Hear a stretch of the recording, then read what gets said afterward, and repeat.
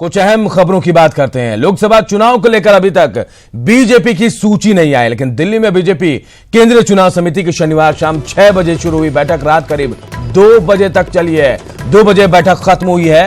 केंद्रीय चुनाव समिति की बैठक में बिहार पर भी चर्चा हुई है और सूत्रों के मुताबिक जो खबर मिल रही है उसके मुताबिक 8 घंटे तक इस बैठक में 11 राज्यों की कई सीटों के उम्मीदवारों के नाम तय कर लिए गए हैं।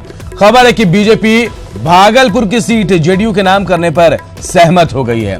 आपको बता दें कि सीट पर पिछली बार शहनवाज हुसैन बीजेपी के उम्मीदवार थे। खबर यह भी है कि शहनवाज हुसैन इस बार लोकसभा चुनाव नहीं लड़ेंगे।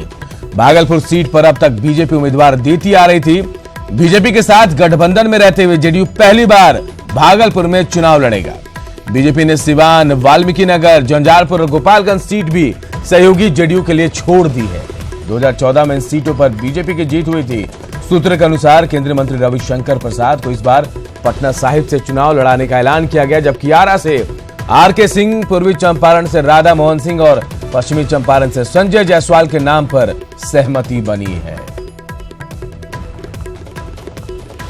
और दिवाकर फोन लाइन पर हमारे सहयोगी दिल्ली से हमारे साथ सीधे जुड़े। दिवाकर, 8 घंटे से भी ज्यादा ये बैठक चली है।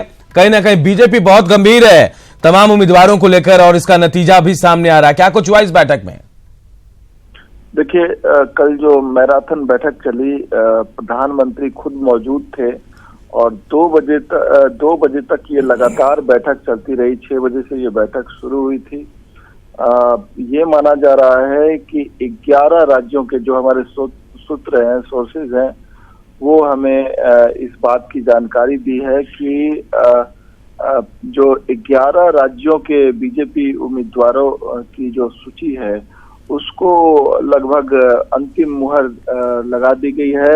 कभी भी उन उम्मीदवारों के नामों का ऐलान किया जा सकता है।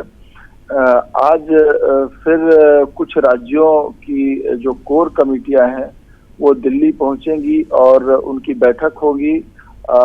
फिर कल एक केंद्रीय चुनाव समिति की बैठक होगी।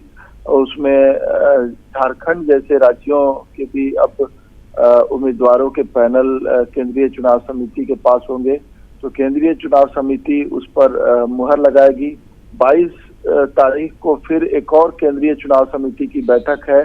उसमें भी कुछ राज्यों के उम्मीदवारों के नामों पर चर्चा होगी और उन पर अंतिम मुहर लगाई जाएगी। ये माना जा रहा है कि कल एक पहली सूची घोषित हो जाएगी, जो हमारे सूत्र बता रहे हैं। जो अभी तक 11 राज्यों के उम्मीदवारों के नामों पर जो चर्चा हुई है, मुहर लगाई गई है, उनके नामों को सार्वजनिक किया जाएगा। पहले उसमें जो केंद्रीय मंत्री हैं और जो हाई प्रोफाइल सीटें हैं, बड़े बड़े नाम हैं, उस पर उम्मीदवारों के नामों की घोषणा कर दी जाएगी। बिहार में जिस तरीके से हमारे सूत्रों ने जानकारी दी कि रविशंकर प्रसाद पटना साहिब से उम्मीदवार होंगे बीजेपी के, जो केंद्रीय मंत्री हैं राधा मोहन सिंह, उनके भी नाम पर मुहर लगा दी गई है। उनके बगल वाली जो सीट है, उनके पास वाली जो सीट है पश्चिमी चंपारण की, बेतिया जिसे कहते हैं कभी, वो संजय जायसवाल की सीट है, उस पर भी मुहर लगा दी गई है। केंद्रीय मंत्री आरके सिंह है, आरा से उन्हें लगभग पक्की हो गई है कि उन्हें अब चुनाव लड़ाया। दिवाकर, इन सब के बीच शहनवाज हुसैन से जुड़ी जो खबर आ रही है, भागलपुर से वो चुनाव नहीं लड़ेंगे, थोड़ा आश्चर्यजनक, हैरान करने वाला फैसला लग रहा है। क्या जानकारी मिल पाई है? देखिए, शहनवाज हुसैन की सीट इस बार गठबंधन में जेडीयू के खाते में चली गई है। भागलपुर से हमेशा से चुनाव लड़ते रहे हैं शहनवाज हुसैन। शहनवाज हुसैन को ये भी ऑप्शन दिया गया कि वो अररिया से चुनाव लड़ सकते हैं। जब बीजेपी केंद्रीय चुनाव समिति की बैठक चल रही थी तो शहनवाज हुसैन के सामने ये भी विकल्प दिया गया, क्योंकि शहनवाज हुसैन खुद भी बैठक में मौजूद थे केंद्रीय चुनाव समिति के सदस्य के नाते। लेकिन ये बताया जा रहा है कि शहनवाज हुसैन अररिया से चुनाव लड़ने को तैयार नहीं है, इसीलिए इस बार शहनवाज हुसैन लोकसभा चुनाव नहीं लड़ेंगे। और अब जो ये बातें चल रही थी कि शहनवाज हुसैन भागलपुर नहीं लड़ेंगे तो कौन सी सीट पर चुनाव लड़ सकते हैं, जैसा कि मैं आपको बता दूं कि अररिया में जब बाई इलेक्शन हो रहे थे जी, उस वक्त भी शुरुआती दौर में जो बातचीत चल रही थी उसमें शाहनवाज हुसैन को अररिया से लड़ाने की चर्चा थी, लेकिन पिछली बार भी शाहनवाज हुसैन ने मना कर दिया था और प्रदीप सिंह चुनाव लड़े थे। हालांकि बीजेपी वो सीट हार गई थी। तो अब ये तय हो गया है और इस पर केवल अंतिम मुहर जब सार्वजनिक घोषणा की जाएगी तो पूरी तस्वीर साफ हो जाएगी।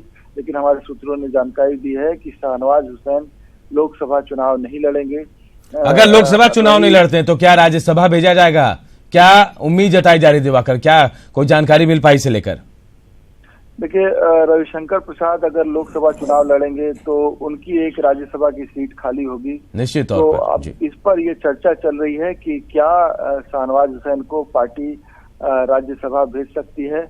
इसमें अब आला कमान को फैसला लेना है और ये कुछ दिनों में तस्वीर साफ होगी। जी, इधर बीजेपी की तरफ से खबर है कि सिवान, वाल्मीकि नगर, झंझारपुर, गोपालगंज सीट भी सहयोगी जेडीयू को दे दी गई है। तो इनको लेकर जो यहाँ सांसद जो तैयारी कर रहे थे उनके लिए कोई ऑप्शन, कोई रास्ता? देखिए, जिन जिन सीटों की ये चर्चा है कि वो जेडीयू के खाते में चली गई है, सहयोगी जेडीयू के खाते में, उन उम्मीदवारों को ये कोशिश किया जाएगा कि सहयोगी दलों के टिकट से चुनाव लड़ें। तो अब जो शुरुआती जो खबर आई है, गोपालगंज, वाल्मीकि नगर, झंझारपुर, सीवान, गया की भी चर्चा है। जो बिहार में 6 सुरक्षित सीटें आती हैं उसमें 3 सीटों पे सीधे सीधे क्लेम है एलजेपी का और एलजेपी के खाते में जा रही है। हाजीपुर, समस्तीपुर, जमुई। अब 3 सीटें जो बचती हैं सुरक्षित, उसमें गया और गोपालगंज सीधे तौर पे जेडीयू के खाते में जाती नजर आ रही है और सासाराम जो सुरक्षित सीट है वो बीजेपी के पास रहेगी। तो लगभग 6 सीटें हैं जो सिटिंग है बीजेपी की। बीजेपी छोड़ने को तैयार हो गई है जेडीयू के लिए। तो जो उम्मीदवार होंगे बीजेपी के, ये ऐसा किया जा सकता है कि उन्हें जेडीयू से लड़ने का ऑफर दिया जाएगा। जैसे वीरेंद्र चौधरी हैं झंझारपुर से, वाल्मीकि नगर से सतीश चंद्र दुबे हैं, सिवान से ओम प्रकाश यादव हैं, गया से हरी मांझी हैं। अब दोनों दलों की सहमति और उम्मीदवार किस तरीके से सहयोगी दलों के नेताओं से बातचीत करते हैं, उनके लिए क्या संभावना बनती है, उसमें से कुछ उम्मीदवारों को सहयोगी दल अपने टिकट पर चुनाव लड़ा सकते हैं।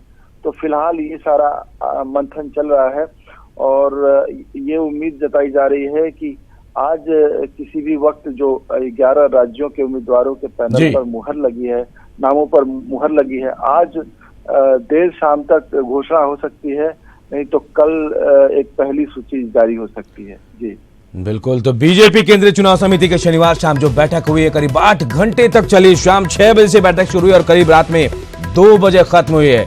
कई अहम जो सीट है उन पर चर्चा हुई है और उम्मीदवारों पर भी हम आपको बता दें 11 राज्यों की कई सीटों पर चर्चा हुई है।